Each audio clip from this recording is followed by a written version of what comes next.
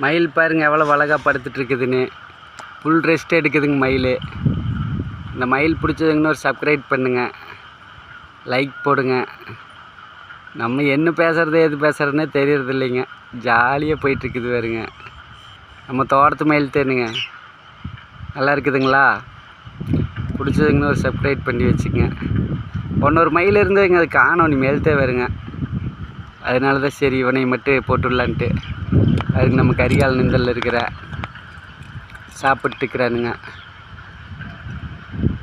சாப்பிட்டு இருக்கிறான் பார்த்தீங்களா? இன்றைக்கி அந்தியூர் தேருக்கு போகிறோங்க நாங்கள்.